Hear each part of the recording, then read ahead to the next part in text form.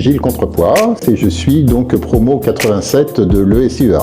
L'une de mes amies avait fait une école d'ingénieur après avec prépa intégrée et donc je me suis dit que c'était une bonne idée. Et donc j'ai intégré cette école, j'ai eu un entretien qui s'est vraiment super bien passé avec des valeurs qui me correspondaient, donc avec des critères d'évaluation qui n'étaient pas uniquement basés sur les notes, qui étaient sur la fiabilité, l'adaptabilité, la communicabilité.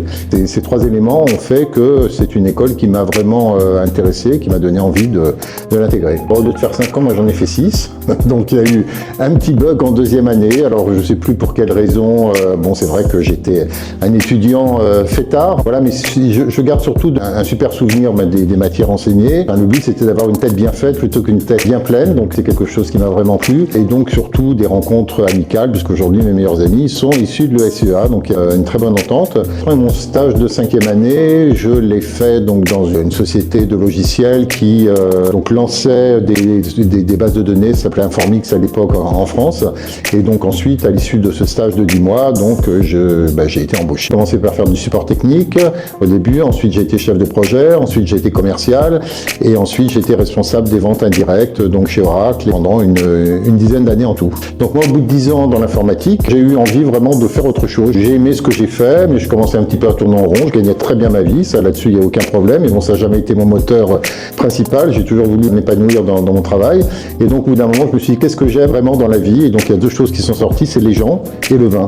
Voilà, donc du coup avec mon épouse, on a décidé donc de monter une structure d'hébergement et donc de faire du vin. Et donc on a quitté Paris avec nos 2 enfants qui avaient 1 mois et un an et demi. Et donc on s'est installé dans le sud, dans les Corbières, pour monter notre projet. Donc je pense que l'école, elle m'a permis d'être très adaptable. Voilà, donc c'est vrai qu'on est capable d'apprendre vite. Moi j'ai passé donc un bac pro, ensuite un vignes et vin. Ensuite j'ai passé 3 BTS en 1 an, donc boissons, vins et spiritueux, conduite et gestion d'une exploitation agricole, vitiono.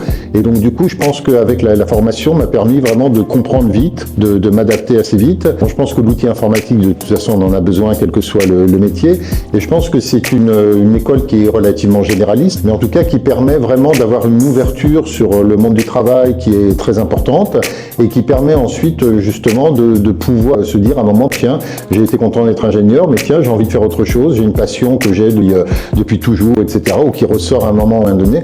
Et du coup, il peut y avoir une suite tout à fait logique et cohérente après l'école, de partir vers une autre voie.